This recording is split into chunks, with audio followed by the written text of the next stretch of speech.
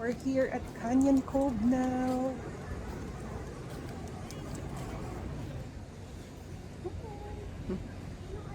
So, waiting na lang kami ng room. Nakapag-check-in na kami pero yung room is not yet available. So, let's just wait. Ang init. So, ikot-ikot muna tayo dito sa facilities nila. Tingnan muna natin yung... Wow. Sobrang peaceful. So, yan. Let's see, guys. Here at Canyon Cove.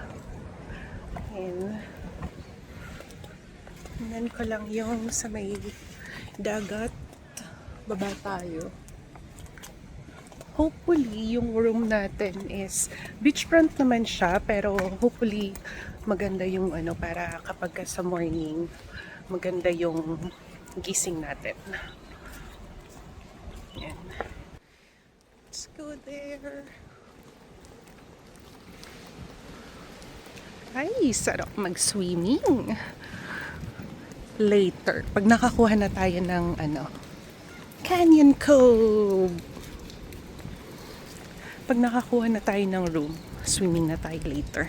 So yan, yung swimming pool nila is just in front the dagat.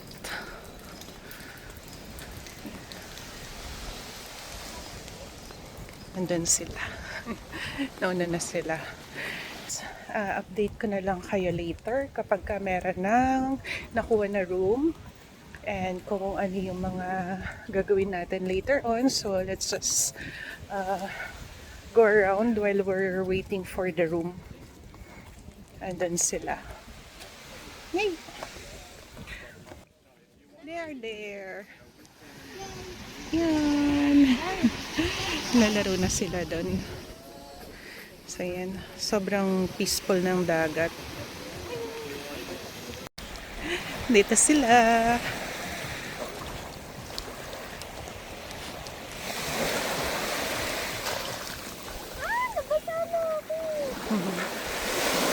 Sobrang peaceful. Parang uulan pero hindi naman.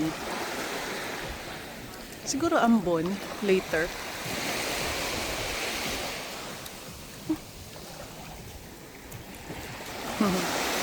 Ayan. Guys, yan. Update ko kayo mamaya. Ikot-ikot muna kami.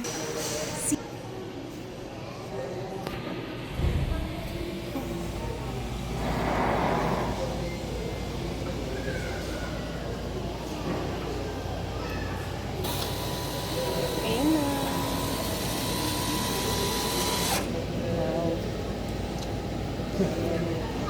Ganyan pala. Ba't parang laki na? Kaya nga, maliit lang pala siya.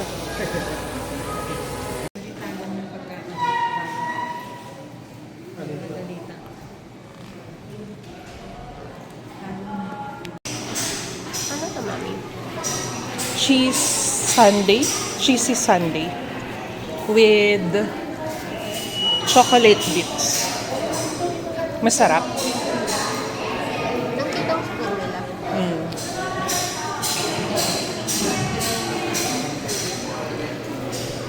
Ninang gusto mo?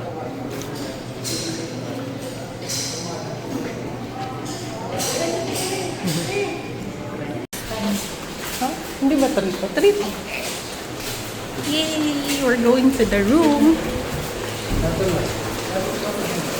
Oh, it's raining na. Ayan, pero I doubt naman na magtatagal yung rain. Feeling ko naman titigil din yan ng ganito. Dito rin yata kami.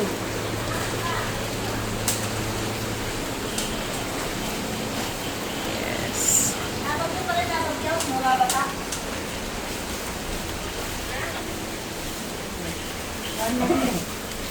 Ito yung isa. Hindi pa rin. Din.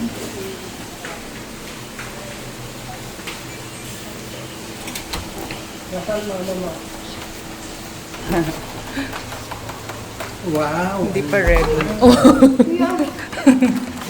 Hi! Welcome to our room. Wow, may galing. Tuloy-tuloy. Nasaan na yung isa? Parang may lamok. Ano yan? Ay, paano papasok sila? And so this will be our place for 3 days. Pa. Dito na lang. Tatang na lang.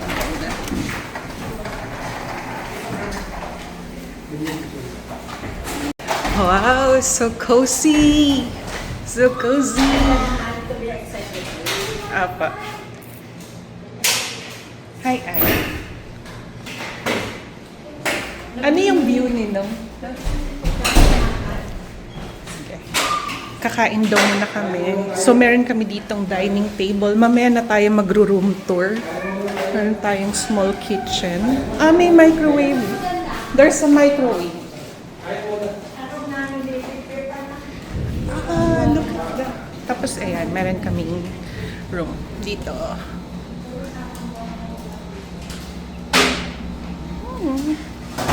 Tapos, yung aming view is... Ayan. Mamaya, mag-room tour tayo. Kakain muna kami, gutom na. Dining time! Ayun galing! 5 feet yan. Ayoko maigi. Ayan na ang sunset. Sobrang ganda dito, nakaka-relax. So, bakit? Ano yan? Ah, aka na. Ano yan? And swimming muna sila. It's 4:30 ng hapon. Medyo umaambon. Tapos, maya-maya, meron na ditong barbecue night for our dinner.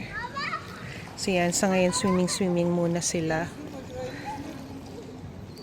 Tapos ayun ang sunset. Yan, parang ang aga ng sunset, 4:30 pa lang. 6:30 yung dinner. Yan sila. Oh my God, guys, umulan. Sobrang lakas na ulan with matching kulugit kidlat. So yun, nag-swimming na yung mga bata doon, di ba? Tapos pinali sila na yung lifeguard. Yun nga, hindi daw kasi safe. So, ayan. Let's wait. Hopefully, tumila siya. Kasi, mag-barbecue night pa kami. So, ang sabi is, kapag ka daw hindi tumigil yung ulan ng at least by 6:30, hindi na matutuloy yung barbecue night tsaka yung fire dance. Meron kasi ditong fire dance. So yun, chill lang sila mama sa loob.